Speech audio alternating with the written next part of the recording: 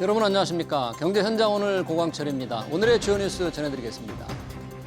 여야는 내년도 예산안 처리 시한인 오늘 정부 원안인 728조 원 규모로 예산안을 처리하기로 합의했습니다. 정부 안에서 4조 3천억 원 정도를 깎았지만 깎은 범위 안에서 늘려 총지출 규모를 정부안과 비슷하게 맞춘 겁니다. 이재명 정부 국정과제인 지역사랑 상품권 지원 예산과 국민성장펀드 예산은 깎지 않고 정책성 펀드와 예비비 등을 깎았습니다. 가상자산 대장주인 비트코인이 한때 8만 5천 달러대까지 떨어졌습니다. 중국 인민은행이 스테이블 코인을 불법 금융활동으로 규정짓고 일본 중앙은행은 금리 인상 신호를 보내면서 비트코인이 직격탄을 맞았는데요. 지난 10월 12만 달러대까지 치솟았던 것에 비하면 30% 정도 내린 상태입니다. 트럼프 미 대통령은 제롬 파월 미 연준 의장의 후임을 결정했다고 말했습니다. 트럼프 대통령이 파월 후임자를 공개하지는 않았지만 블룸버그 통신은 케빈 해시드 백악관 국가경제위원회 위원장이 유력하다고 전했습니다. 해시드 위원장은 트럼프 대통령이 지명하면 기꺼이 봉사할 것이라고 말했습니다. 이재명 대통령은 쿠팡의 개인정보 유출 사태와 관련해서 사고 원인을 조속하게 규명하고 엄중하게 책임을 물어야겠다고 말했습니다. 해외 사례를 참고해서 과징금을 강화하고 징벌적 손해배상 제도를 현실화하라고 관계부처에 지시했습니다. 쿠팡의 개인정보 유출 사태와 재발 방지 대책 이어지는 집중 진단에서 살펴보겠습니다. 경제 현장 오늘은 SBS BG앱과 유튜브에서도 실시간 시청 가능합니다. SBS BG앱을 다운받아 시청하면 더 많은 정보와 뉴스를 볼 수 있습니다.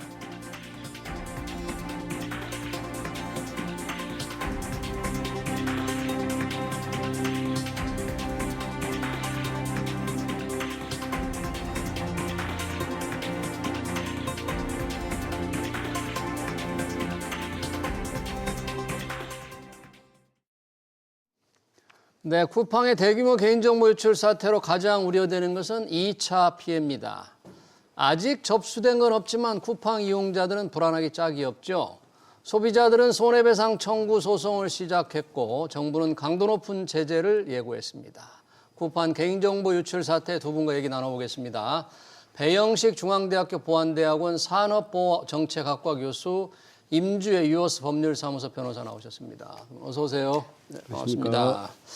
자, 3,370만 명의 개인정보 유출. 아마도 이 TV를 보는 분들 대부분의 개인정보가 쿠팡에서 유출됐다. 이렇게 지금 보입니다. 과연 뭐 주민등록번호, 이름 같은 게 다 유출된 것 같은데 다 털린 것 같습니다. 구체적으로 어떤 정보가 어디까지 유출됐을까요, 교수님?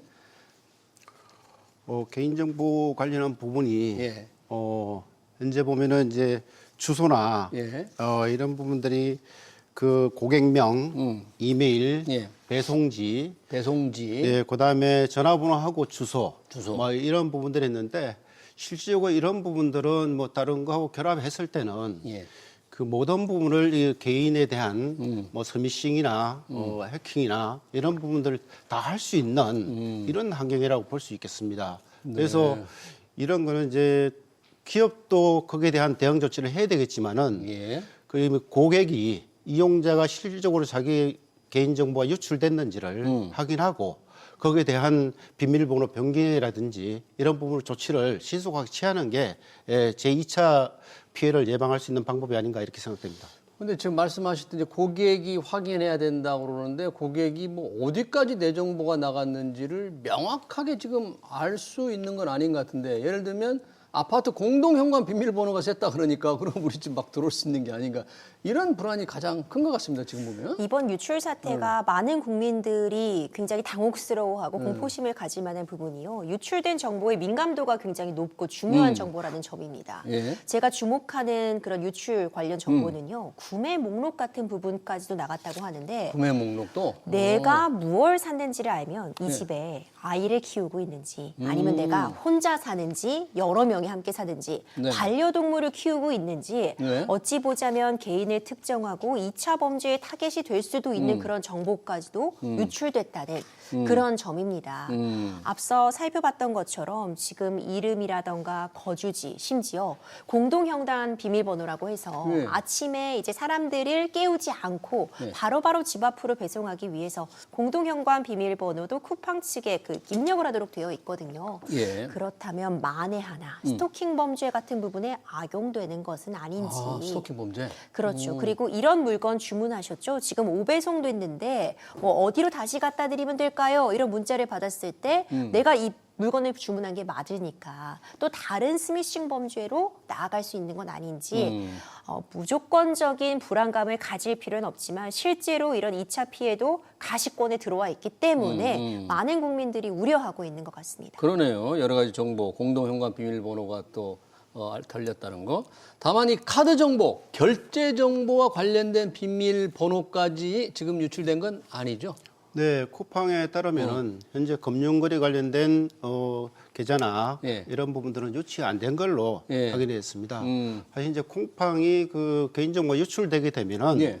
먼저 그 당사자 고객한테 통지하도록 되어 있습니다. 고객한테? 그 통지하는 부분에 대해서는 실질적으로 어떤 정보가 유출됐는지를 명시하도록 되어 있고요. 예. 명시한 부분에서 이제 정보 주체가 거기에 따른 대응을 해나갈 수 있는 부분들이죠. 네.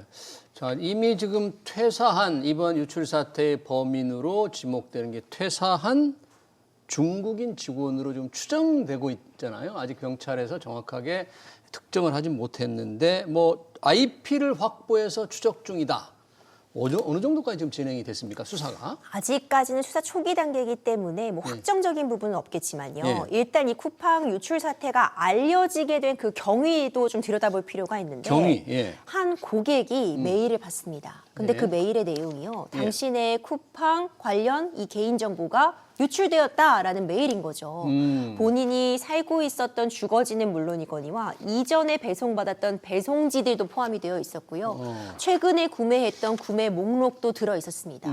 이걸 보고 고객이 이거 뭔가 문제가 발생했다. 그러네. 개인정보가 유출됐다라는 걸 인지하고 쿠팡 측에 네. 이 사실을 알렸고 예. 그제서야 쿠팡이 유출 사실에 대해서 조사를 착수한 겁니다. 예. 그런데 이제 쿠팡 측도 협박 메일을 받았다고 하는데 예. 이제 쿠팡에도 보안 관련된 부분을 강화해야 된다라는 취지의 협박 메일을 받았다고 합니다. 예. 그런데 고객이 받았던 그 메일을 발송한 IP와 쿠팡이 받았던 그 메일의 이 IP 주소가 현재까지는 다른 것으로 알려져 있는데 다르다. 그렇죠. 아. 그렇기 때문에 지금 그 퇴사한 직원, 이 유출 사건의 용의자로 지목되고 있는 그 직원이 발송한 것인지 아니면 이미 정보가 유출되어서 제3자가 그 메일을 발송한 것인지 유출한 사람이 또 다른 사람에게 정보를 넘겨서 그 사람이 메일을 발송한 것인지 아직까지는 이 IP 주소를 추적해 가면서 조사를 하고 있는 단계입니다.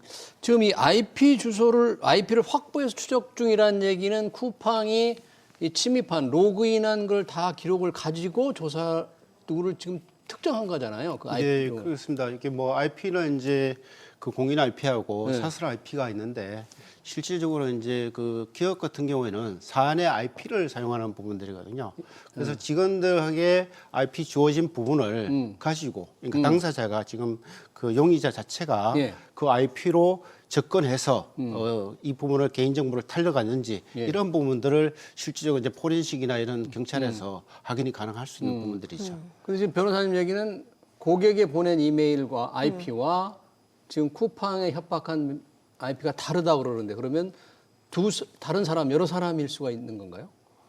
그래서 그 사실관계는 사실 경찰에서 확인할 수 있는 그런 사안이 아닌가 생각됩니다. 누군가가 이미 이 탈취된 정보를 활용해서 또 이렇게 협박을 할 수도 있는 거잖아요. 그렇죠. 아직까지는 그런데 모르니까. 이 모든 게 가능성입니다. 네. 이 메일도 사실 이 유출 사실과 직접적으로 연관이 있는 것인지 아직까지는 초기 조사 단계고요. 다만 쿠팡 측에서 일단 유출 범인으로 지목할 수 있었던 건 이 서버에 접속한 그 기록 IP를 확인해서 일단 이 사람이 유출한 것 같다라는 특정까지는 된 것이고 다만 그 사람이 중국인 국적이기 때문에 이미 출국한 것으로 알려져서 사실 이런 부분 빠르게 조사가 되려면 휴대폰 포렌식하고요. 뭐 통화 목록 확인하고 계좌 기록 정보 같은 걸 확인해야지 수사가 빠르게 이루어질 수 있는데 일단 국내에 없다고 알려져 있어서 그 부분 수사가 좀 지연되는 측면이 있고 이 사건이 처음 알려지게 된 그 고객의 협박 메일을 보낸 사람은 또 지금 다른 사람일 수도 있는 그런 상황이어서요. 예. 아직까지는 좀 많은 부분이 수사를 좀 더 지켜봐야지 확인될 수 있는 부분이라 정리가 됩니다. 그러네요. 지금 개인정보가 다 유출되니까 3,300만 명이 넘는 이용자들이 가장 걱정이 지금 말씀하신 대로 보이스피싱, 스미싱 같은 이제 2차 피해인데 아직 2차 피해, 요건으로 해서 2차 피해가 피해 신고를 피해를 봤다고 신고하는 거는 정식으로 신고한 건 아직 없는 거죠. 예, 그렇습니다. 현재 그 신고는 뭐 개인정보보호위원회나 과기정통부, 그다음에 인터넷진흥원 이런 곳에서 접수를 하고 있는데 예. 그게 공식적으로 발표된 자료는 없습니다. 예. 그래서 그리고 근데 이제 아까 아직은 없지만 언제든지 피해가 내가 당할 수가 있는데 우선 조치를 해야 될 게 뭘까요? 그럼? 그런 부분에서 이제 아까도 제가 좀 설명을 드렸지만은 가장 먼저 중요한 것은 그 제가 쿠팡의 회원으로 있다면은 예. 그 회원에 가입된 비밀번호, 비밀번호, 이런 부분들을 일단 변경을 해야 됩니다. 비밀번호 바꾸고 그다음에 이제 자기가 이게 누출된 부분이 아까 말씀드렸듯이 통지를 받고 난 다음에 이메일이나 주소나 이런 부분들 한 부분을 그 개인정보 같은 경우에는 그 당사자가 삭제 정정을 요청할 수 있습니다. 그래서 나는 회원을 탈퇴하겠다. 그래서 있는 그 쿠팡에 보유하고 있는 개인정보를 전체적으로 삭제를 해달라고 요청할 수 있습니다. 삭제해달라고? 네, 그래서 요청해서 아예 회원 자체를 탈퇴하는 부분도 있습니다. 예. 탈퇴가 쉬운가요? 그게? 탈퇴 가입할 때는 쉽겠지만 틀림없이 탈퇴가 좀 여러 가지 복잡하거나 시간이 걸리지 않을까 싶기도 한데. 사실 개인정보보호법에는요, 이 가입할 때도 여러 가지 규정들 잘 알리고 개인정보 활용 여부를 알리고 동의받고 가입을 시켜야 되지만 탈퇴가 자유로워야 된다는 그런 부분도 마련이 되어 있습니다. 아, 그렇군요. 그러니까 내가 원치 않으면 개인정보 삭제 요구하고 탈퇴하는 것은 권리로서 보장이 되고 있어서 네. 이 부분이 가능한데 전 또 한 가지 지적하고 싶은 부분은요. 예. 전 이와 관련해서 문자 같은 거 굉장히 많이 올 수 있을 것 같습니다. 예를 네. 들어서 또 다른 범죄인데요. 쿠팡 때문에 당신의 개인정보 유출되었습니다. 지금 당장 유출 피해가 발생하고 있으니 여기로 들어가서 당장의 계좌를 동결해야 됩니다. 이런 문자 또 다른 범죄 조직이 우후죽순 보낼 수 있을 것 같거든요. 지금 일단 유출 사실이 매우 지금 중요하게 알려져 있기 때문에 당분간 이렇게 모르는 사람으로부터 오는 문자나 전화도 경계해야 될 것 같고요. 네. 특히 링크 같은 거 보내면서 새롭게 거기다가 내 정보를 입력하라고 한다면 이거 정말 다른 피해로 이어질 가능성 매우 높기 때문에 당분간은 이렇게 모르는 번호로부터 오는 문자 그리고 쿠팡을 사칭하는 전화나 문자 주의해야 될 것 같습니다. 네. 그런데 이렇게 아무리 신경을 쓴다고 하더라도 깜빡 속아 넘어가겠는데 모르는 문자, 링크 접속 절대 하면 안 되는데 쿠팡의 비밀번호는 바꾸지 뭐 우리가 쿠팡만 이용하는 게 아니잖아요. 전자상거래 업체를 많이 이용하지 않습니까? 네네. 이카머스 업체. 차제에 좀 다 비밀번호를 바꿀 필요는 없을까요? 그 부분은 뭐 이제 요즘은 주로 이제 쿠팡에도 그 개인 카드를 등록해놓고 실질적으로 이렇게 바로 이게 결제가 가능하도록 이렇게 시스템을 마련하잖아요. 그건 이제 즉시 이제 동의를 받고 하는 부분들인데 그런 부분들에서 그냥 뒀을 경우에는 그 카드 번호와 그다음에 비밀번호 이걸 이용해서 제3의 제2차 그 피해를 경제적 피해를 발생할 수 있는 이런 여지가 있다는 거죠. 네. 그 사항도 만약에 그건 뭐 이용자가 판단해서 그것도 뭐 해지한다든지 아니면 재발급받는다든지 이런 부분을 확인할 수 있겠습니다. 이게 소비자들이 정말 여러 가지 대책을 지금 하고 있는 지난번 통신사 개인정보 유출, 이번에 쿠팡 도대체 어떻게 해야 될지 모르겠습니다. 이게 쿠팡의 경우에는 지금 현재 알려진 거는 이제 퇴사한 직원이 암호, 그러니까 인증 토큰이라는 게 암호라면서요. 그 암호를 활용해서 이 서버 시스템에 접근한 것으로 보인다는데 요 자체, 지금 암호를 퇴사한 직원이 암호를 가지고 접근했다. 이게 쿠팡에서 일어난 일이 좀 이해가 되는 겁니까? 아니면 혹시 이런 일이 조금 다른 회사에도 있을 수 있는 일입니까? 지금 쿠팡 측이 과학기술정통부에 이제 가서 이 질의응답을 하고 있는 그런 상황인데 답변을 좀 더 저도 들어보고 싶습니다. 아, 국회에서 쿠팡 대표가 하는 얘기? 그렇죠. 지금 이번 사안 같은 경우에는요, 우리가 개인정보가 저장된 곳을 이제 서버라고 부르는데, 서버가 일종의 우리의 재산이 담겨 있는 금고 내지는 곳간입니다. 예. 그런데 금고나 곳간을 열려면 그 열쇠, 키가 필요하게 되는데, 예. 이 키를 당연히 쿠팡에 근무하는 직원 중에서도 특히 해당 정보에 접근할 필요가 있는 사람은 열쇠를 부여받습니다. 네. 이 열쇠가 토큰이고, 이제 뭐 이 열쇠가 진짜 열쇠가 맞다는 거를 이제 인증해주는 그런 키까지도 부여를 받고 있던 건데, 예. 문제는요, 퇴사했으면 그 열쇠를 바꾸던지 예. 아니면 그 열쇠가 이제 인증받지 않았다라고 한다거나 다른 조치를 취했어야 되는데, 네. 어떤 방식으로든 그 퇴사자가 이 곳간에 열쇠를 가지고 접근이 가능했다는 것 자체가 문제인 겁니다. 그러니까요. 사실상 보통, 네, 그렇죠. 말씀하시죠. 이제 사실상 곳간을 열어놓고 있었고 심지어 쿠팡이 5개월 전부터 곳간이 활짝 열려 있었음에도 곳간이 열린 줄도 몰랐다는 거죠. 그리고 개인정보가 문제가 되는 게 만약 우리가 가방을 도난당했다, 뭐 네. 소매치기 당했다 하면 가방에 들어있는 휴대폰은 잃어버렸고 지갑은 내가 아직 잃어버리지 않았다라는 게 확인이 되는데, 이 개인정보가 달린 곳간은요, 예. 내가 지금 어떤 정보를 잃어버렸는지도 잘 모르겠고 지금 안에 들어있는 정보는 안전한지도 모르겠고 이걸 누가 가져간지도 모르는 상황이라는 겁니다. 그래서 보안이 필요한데 만연히 열쇠를 그냥 퇴직자가 갖고 있게 했다? 이거는 이후의 법적인 부분에 가서도 이것이 사실로 드러난다고 한다면 예. 쿠팡 측의 관리상의 소홀, 과실 책임을 묻는 데 아주 주요한 역할을 하리라고 봅니다. 사실 퇴직하면 이메일도 바로 끊기거든요. 일반적으로 간단한 이메일도. 예전 거 서류 정리하려고 이메일을 접속해보면 바로 끊겨요. 그런데 이렇게 중요한 인증 토큰, 뭐 암호, 인증 키 이런 게 어떻게 퇴직한 직원이 활용할 수 있다. 지금 쿠팡 대표 박태준 대표가 국회에서 국회 과학기술정보통신위원회에서 한 얘기는 이거더라고요. 공격자는 인증 시스템 개발자다.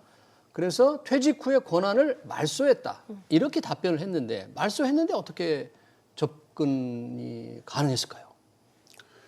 그 부분에 대해서는 실제 말소가 됐는지 안 됐는지는 지금 현재 뭐 정부가 네. 합동구성들 구성해서 지금 조사하고 있기 때문에 그 사항은 뭐 나중에 그 조사 결과에 보서 드러날 걸로 생각되는데요. 예. 일단 직원이 퇴사를 하게 되면은 예.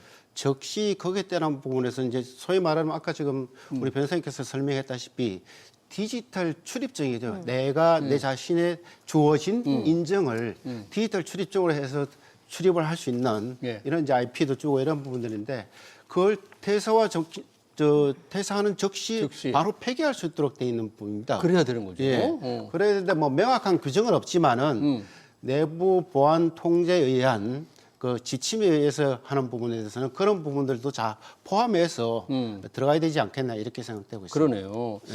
이번 개인정보 유출이 이제 대상 유출된 게 3,370만 명인데 지난번 SK텔레콤도 그렇지만 보통 개인정보 유출은 해커가 공격을 하는 거잖아요. 이렇게 내부 직원이 퇴사한 거로 지금 추정되는 내부 직원이 이렇게 개인정보를 유출한 거는 굉장히 드문 일처럼 보입니다. 이건 또. 사실 내부 직원이 취약점을 또 가장 잘 알고 있기 때문에 네. 이번에 쿠팡 사태는 워낙 유출된 정보의 범위가 넓고 대상자가 많아서 그렇지 예. 계속해서 어떤 직원이라던가 아니면 협력사, 이 개인정보를 위탁, 수탁받아 관리하는 업체에서 어떤 그 관리 부실이라던가 만연히 정보를 탈취해가는 사건들은 있어 왔습니다. 다만 이번 사태는요. 예. 너무나도 그 피해가 큽니다.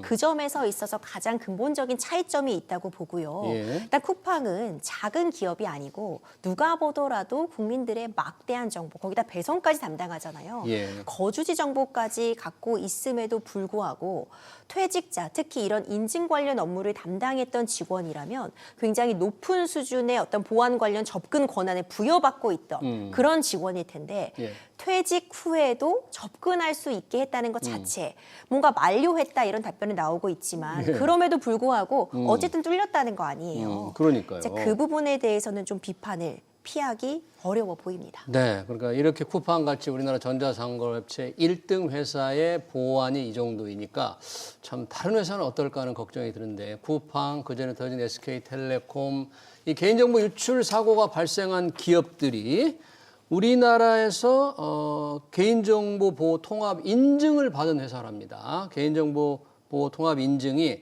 개인정보 보호 및 개인정보 보호 관리 체계 인증이라는 게 있는데 ISMS 이렇게 인증을 받으면 개인정보 보호 노력을 많이 하고 투자를 많이 해서 믿을만하다 뭐 하는 이런 제도 같은데 정부가 마련한 제도일 텐데 이게 뭐 실효성이 없는 겁니까? 개인정보 보호? 아닙니다. 그 부분에서 뭐 잘못 알고 있는 부분들인데요. 실질적으로 이제 의무 대상자나 비의무 대상자들은 기업이 스스로 거기에 대한 이용자에 대한 개인정보를 지킬 의무가 있는 겁니다. 기업이요? 예. 의무가 있는데도 불구하고 그 부분을 이제 의무를 다 하지 않았기 때문에 이와 같이 개인정보가 다 유출되는 부분이 있거든요. 그리고 인정이라는 부분은 실질적으로 본인들이 이렇게 운영하고 있습니다. 이것이 그 제대로 됐는지 안 됐는지를 평가하는 부분이 사실 인정이라고 보고 있는 부분들이거든요. 예. 그래서 저희 이제 그 정보보호관리체계 인정 제도는 그 2013년도에 그 안전진단을 폐지하고 예. 정보보호관리체계로 제도를 인정을 통합을 했습니다. 일원화했어요. 예. 이러한 부분이 77 디도스나 34 디도스에서 사회적 혼란이 가중된 부분이 있었지 않습니까? 예. 2011년부터 12년 사이에. 그리고 그 대량의 개인정보 유출 사태가 발생한 부분들이죠. 뭐 2008년부터 해가지고 사실 뭐 GS 칼텍스나 카드 3사나 그때도 롯데가 포함되어 있었던 부분들이죠. 예. 이런 부분에서 해서 이 안전진단 가지고는 도저히 이 방어 체계를 가져갈 수가 없다 하는 측면에서 ISMS 인정 체계를 일원화해가지고 예. 한 부분이고요. 예. 그다음에 그 인정 목록은 실질적으로 그 ISO 27001 정보보건 국제 수준 이런 부분들 통틀어서 사실 국내에 있는 대학 교수들이 전문가들이 다 모여서 세계 최고 수준으로 만든 부분입니다. 그러니까 그렇게 세계 최고 수준으로 만들어서 기업들이 쿠팡 같은 경우는 여기에 다 충족을 했다고 판정을 내린 거잖아요. 그래서 통합 인정보호 제도를 인정한 거잖아요. 네, 그렇습니다. 근데 왜 이런 일이 생겼느냐 이거죠. 그러니까 그 제도는 괜찮은데 기업이 그 제도에 맞춰서 인증을 했음에도 불구하고 더 노력을 안 했다 그런 거예요? 예, 거기서 이제 조금 설명을 드릴 텐데요. 사실 인정을 받았다고 해서 시스템을 구축했다고 해서 보완을 다 한 게 아니고 거기에 따른 정보보호 최고 책임자를 이제 했는데요. 그 최고 책임자는 의무자를 도록돼 있지 않습니까? 예.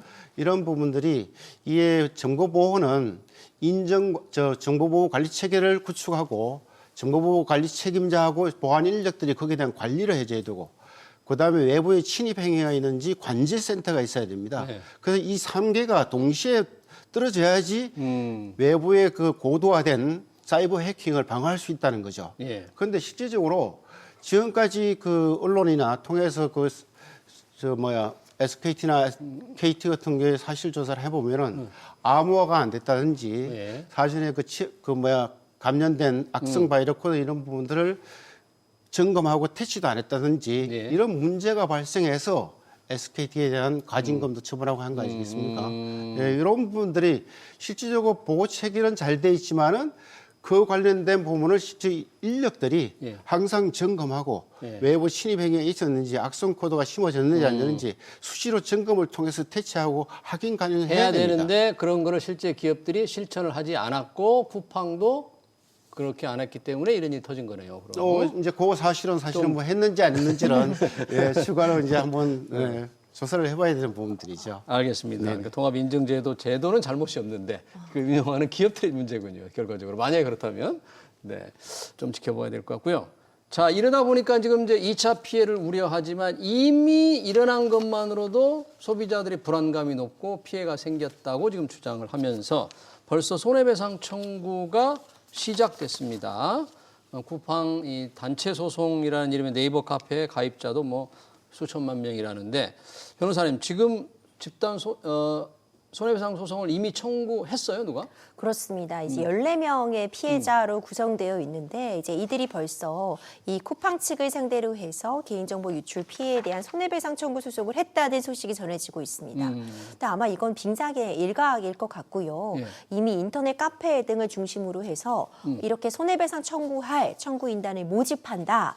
이런 글들을 쉽게 찾아볼 수 있습니다. 예. 뭐 몇백 명에서 뭐 1000명까지 모인 벌써 그런 것도 있다라고 이야기가 나오는데 예. 보통 이런 유출 사고가 있으면 이렇게 개인정보 유출 피해에 대한 위자료를 청구하는 소송은 늘상 있어 왔습니다. 위자료? 예. 다만 이제 우리나라 같은 경우에는 일단 소송에 참여해야지 배상을 받을 수 있는 구조여서 내가 직접 소송을 해야 받는 거지 나 역시도 유출 피해자라고 해도 다른 사람들이 대신 소송해서 10만 원 위자료가 인정됐다고 소송에 참여하지 않은 저까지 이 배상을 받는 건 아니거든요. 그러니까 그 증권 분야에서 적용되는 집단 소송하고는 조금 다른 거네요. 그렇죠. 소송에 참여하지 않으면 배상을 받을 수가 없다. 그렇죠. 지금까지 그래왔기 때문에 일단 위자료가 인정된 액수도 굉장히 적었습니다. 아, 그래요? 유출이 됐어도 10만 원에서 정말 많아야 20만 원 인정이 돼 왔고 소송에 참여했던 그 인원도 상대적으로 적다라는 평가가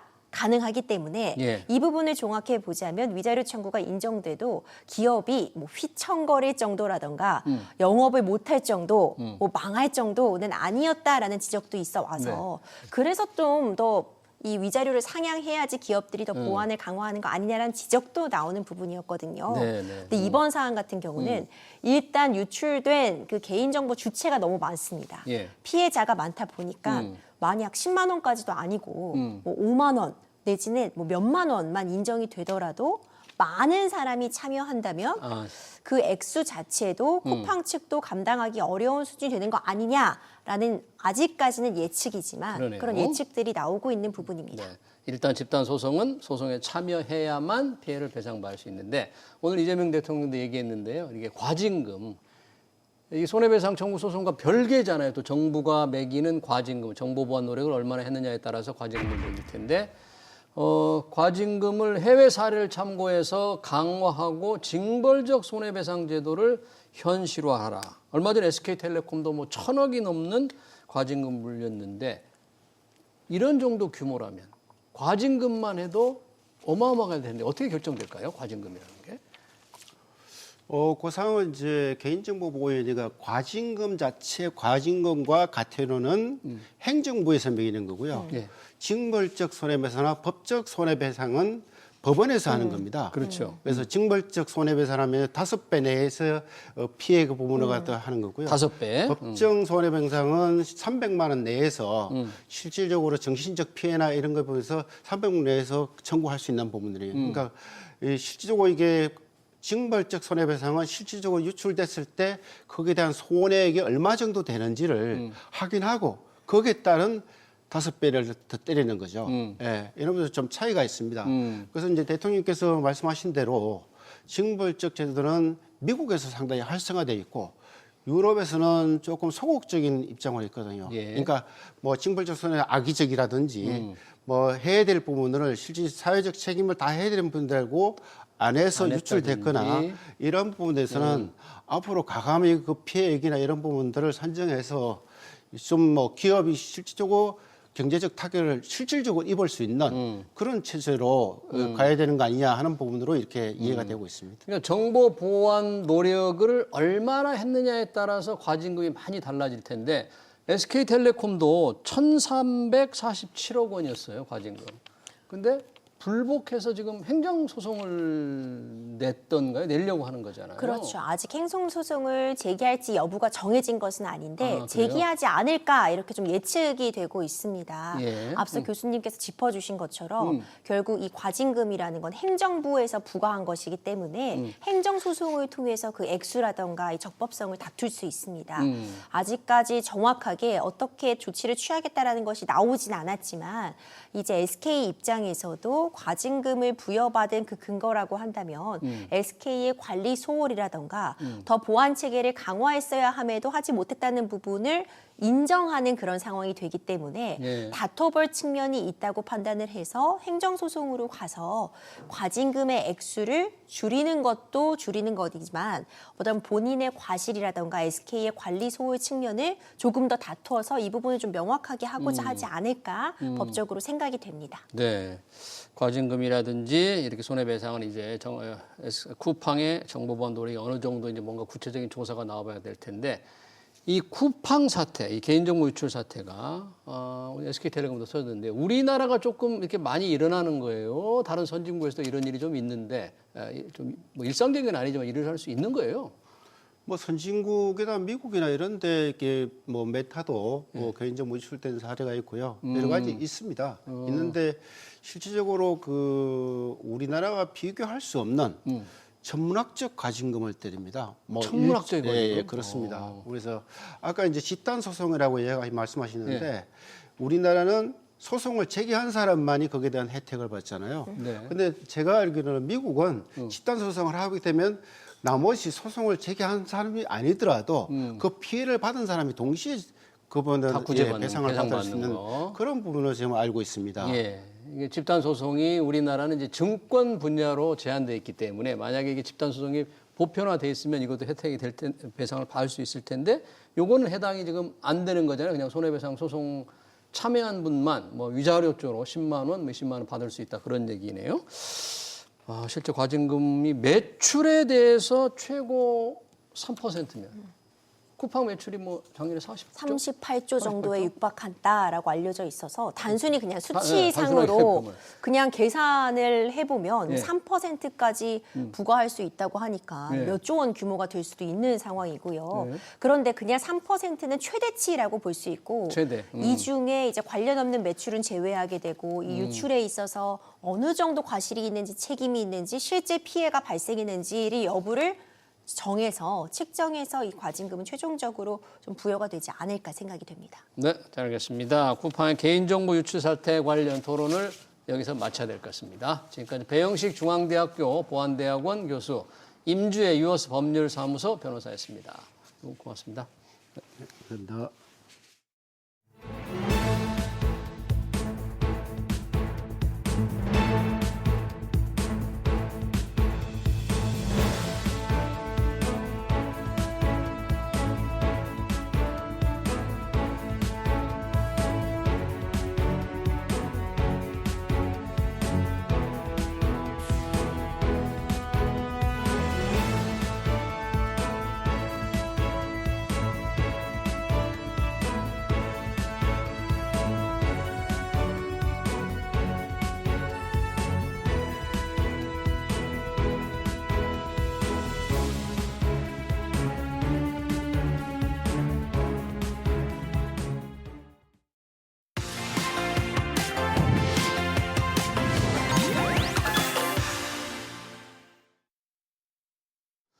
네, 정부가 11호 부동산 대책을 시행한 지 한 달 반이 지났습니다. 하지만 여전히 서울 집값 상승세가 이어지고 있는 데다 일부 지역은 오히려 규제 이전 대비 집값 상승폭이 커진 곳도 있습니다.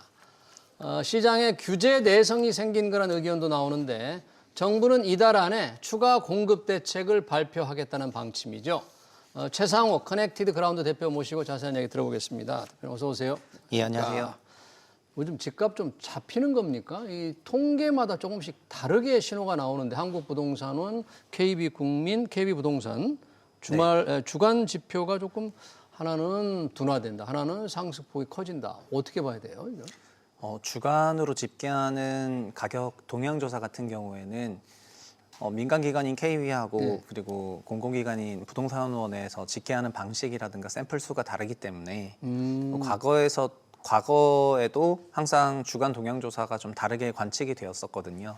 최근에는 11호 대책 이후에 결국에는 주택시장이 규제 지역을 대상으로 얼마나 안정화되고 있느냐를 좀 지금 정부 입장에서는 어필하고 싶은 부분이 있긴 하겠지만 양 기관에서 발표하는 주간 동향 데이터는 2주 연속으로 좀 엇박자로 나오고 있습니다. 엇박자. 종합적으로 보면은 그런데 이제 큰 컨셉은 비슷합니다. 11호 이전에 9월 둘째 주부터 10월 제 둘째 주까지 약 한 달 넘는 기간 동안 정말 가파른 상승을 보였고 예. 주간 기준으로 0.5%대가 넘는 부동산원 기준 통계치가 역대 최대로 나올 만큼 10월에는 주택가격 상승률이 엄청났었거든요. 근데 결국 11호 대책 나오고 나서 그 상승폭이 둔화되고 있기는 한데 그 둔화되는 것이 추세적으로 계속 둔화가 되고 있는지 아니면 둔화되다가 다시 재반등하고 있는지에 대해서 해석이 조금 다른 부분입니다.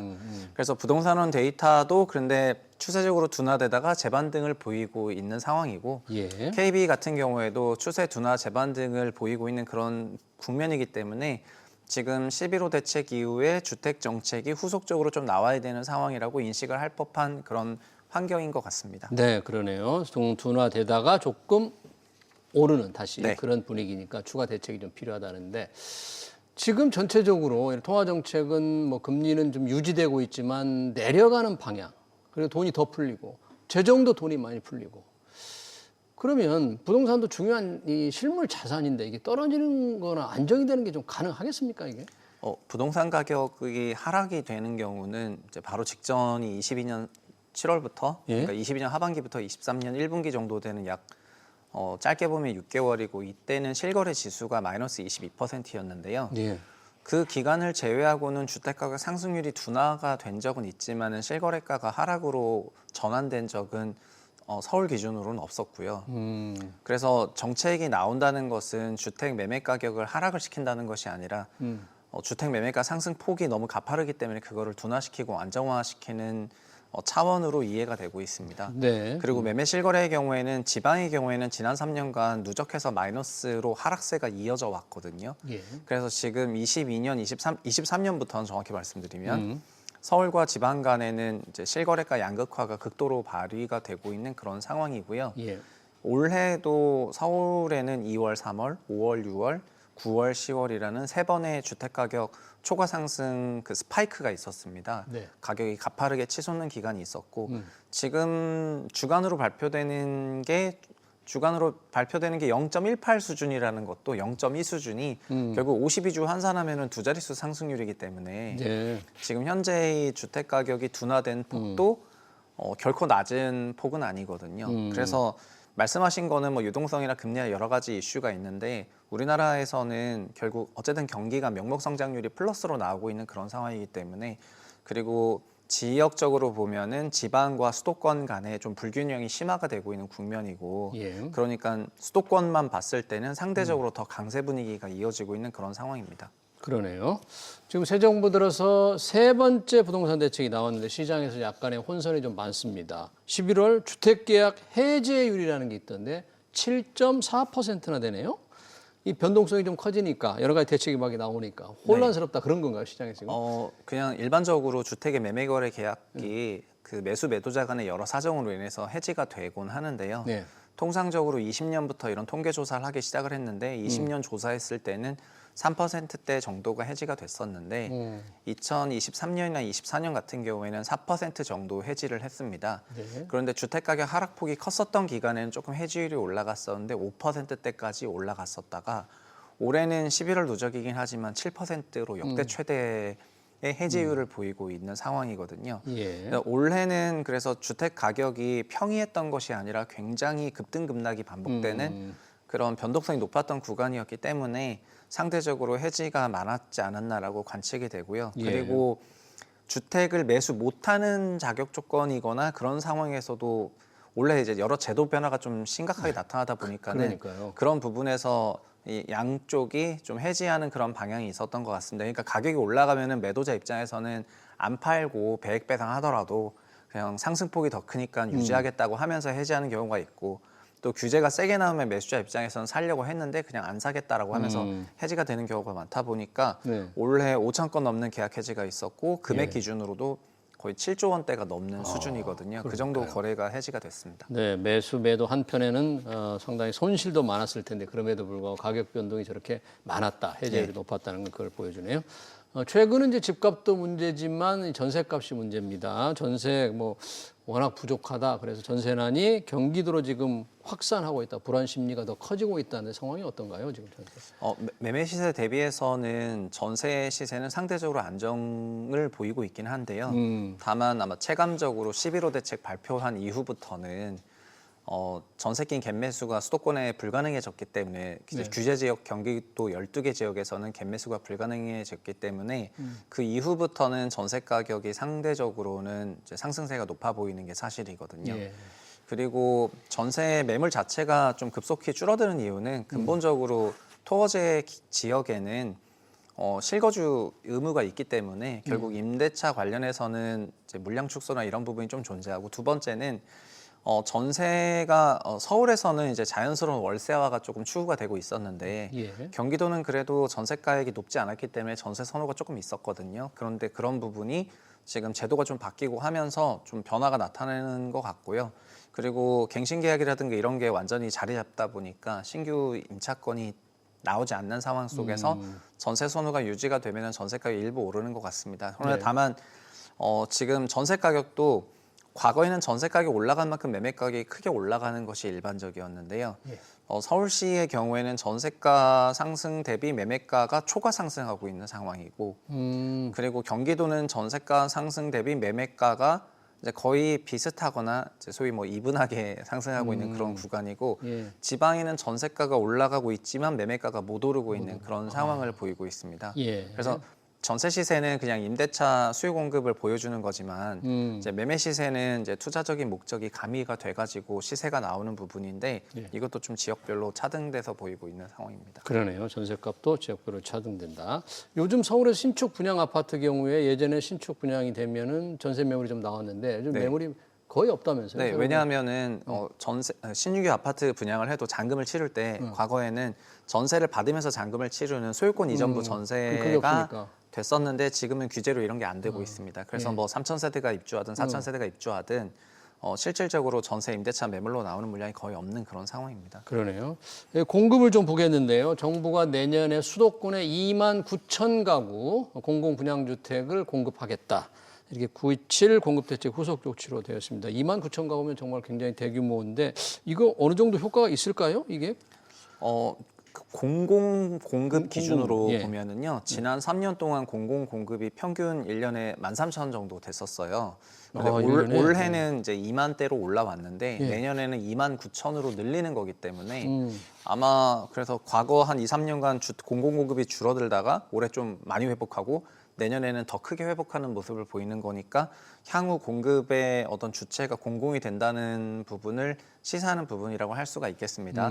그런데 9.7 공급 대책에서 나왔던 거는 수도권에 135만 호를 짓겠다는 부분인데 예. 공공 택지를 포함해가지고 매년 공급하는 거는 연평균 7만 호 정도가 공급될 예정이거든요. 근데 그 중에 일부가 이런 방식으로 표현이 된 거고요. 그래서 아마 공공 공급은 이렇게 공공 분양 말고도 공공 택지에는 민간 분양도 있으니까 예. 민간 분양과 공공 분양과 이제 이런 것들을 합쳐가지고 연평균 7만 호 정도는 공급이 될 것으로 보고 있습니다. 예. 근데 종합적으로 보면은 우리나라 전체로 봤을 때 평균적으로 이제 평준화한 분양 물량은 연간 약 30만 호 정도가 됩니다. 예. 근데 이 30만 호대 분양 물량이었다가 일부 좀 분양 물량이 급격하게 늘어왔던 15, 16년 같은 때도 있었는데 이때는 50만 호대 분양이 됐기 때문에 엄청난 공급이 있었는데 근데 작년, 재작년 23년부터 22년부터는 그 평균 분양 물량이 21만으로 30% 빠졌거든요. 그래요. 평균보다 30%. 그거가 지금 시차를 두고 준공이 되고 있습니다. 예. 22년께 25년에, 23년께 26년에 이렇게 준공이 되고 있기 때문에 앞으로 2년간은 지난 3년간 공급이 축소된 부분이 작동을 해서 입주 물량이 감소한다는 것이 시장이 갖고 있는 그런 생각이고요. 근데 그런 생각 속에서 공급이 감소됐던 원인을 알아보니까 이제 민간을 중심으로 주택 공급을 하는데 그 민간들은 주택 가격이 조금 약해지거나 수요가 약하면 분양을 안 하는 경향이 자연스럽게 있다 보니까 공급이 안 됐다는 그런 생각 하에 공공 쪽에서 이제 공급을 늘리겠다는 것이 정책적으로 나온 것이고 그거를 내년에 조금 분양 물량 기준으로도 대폭 늘리겠다는 생각이거든요. 예. 그래서 그런 방향으로 계속 갈 거로 보고 있습니다. 지금 정부가 연내 예. 공급 추가 공급 대책을 내놓는다는 거예요. 그러니까 뭐 규모를 더 늘리겠다는 건 아닐 것 같은데 어떤 걸 구상하고 있길래 자꾸 추가 공급 대책 내놓는다 그런 거죠? 규모도 늘려서 공급 규모도? 대책이 나올 것으로 생각을 하고 있습니다. 오. 그리고 일단 97 공급 대책이 나온 이후에 예. 9월 둘째 주부터 매매 가격이 대상승을 보였고 다시 과열 또. 양상으로 갔기 때문에 결국 이제 정부 입장에서는 97을 보완을 해야 되는데요. 97의 보완이라는 거는 수도권 5년간 135만 원 하겠다는 그 계획에 대해서 시장이 신뢰를 못 갖고 있는 부분이 크고 그리고 그 공급 규모가 결국은 작았으니까 가격이 상승했다라고 또 볼 수가 있기 때문에 수도권 135만 원 정도는 너무 태부족하다. 이런 생각이 있기 때문에 결국 공급 물량을 더 구체화하고 더 규모도 늘리는 방향으로 이제 연내에 그 공급 계획을 내겠다는 부분이고 예. 그리고 그게 확정이 되지 않더라도 어디까지 논의했다.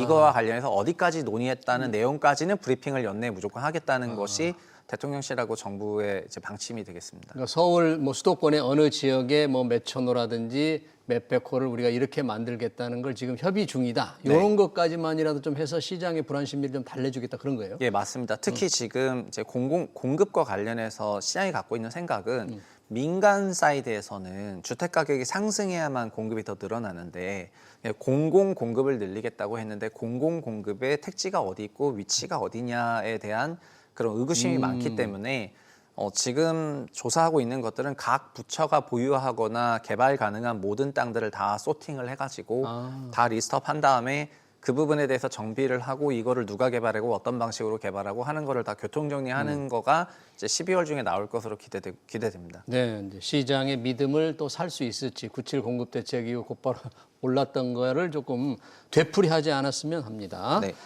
정부 대책과 관련해서 또 이게 토지거래 허가제가 가장 큰 문제입니다. 뭐 실수요자들이 워낙 불편이 많은데 대통령실에서 그런 얘기를 했네요. 토지거래 허가제가 뭐 임시 조치다. 길게 가져갈 생각 없다. 이게 네. 길게라는 게 말하는 사람마다 생각이 좀 다를 텐데요. 시장에서 기대하는 게 다를 테고 어떤 식으로 이게 결론이 맺어질까요? 현재 11호 대책의 토지거래 허가 그 기간은 26년 12월 말까지 되어 있습니다. 내년 말까지. 예, 내년 말까지 되어 있고 그리고 이 길게라는 건 그래서 내년 말을 의미하는 거라고 생각할 수밖에 없는 부분이고요. 예. 그리고 애초에 11호 대책에서 토지거래 허가구역을 광범위하게 지정을 할 때 소위 서울에 있는 주택가격이 가장 낮은 1분위 지역이라던가 아니면 2분위 지역, 일부 지역 등에 대해서는 토지거래 허가제를 굳이 지정할 필요가 없었다는 얘기도 많았었거든요.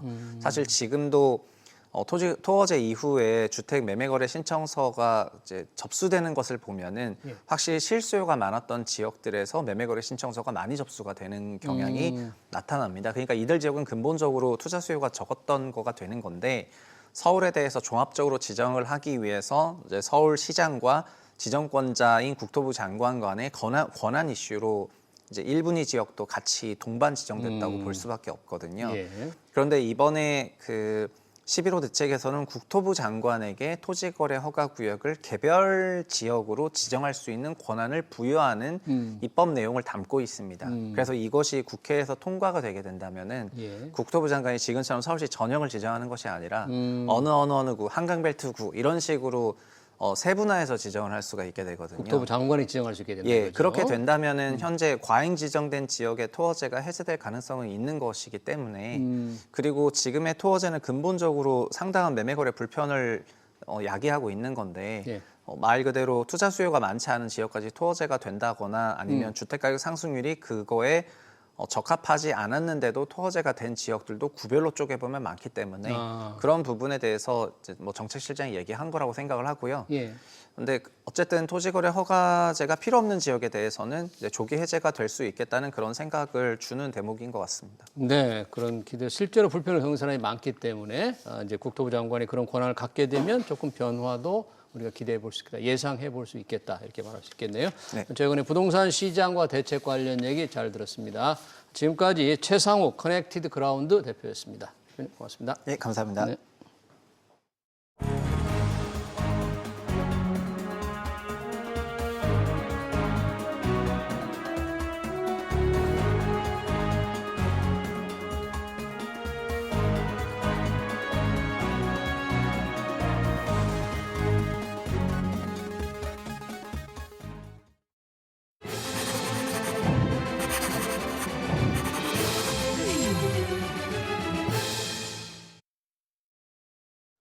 네, 쿠팡의 대규모 개인정보 유출 사태는 우리가 IT 강국이 맞나 의심케 합니다.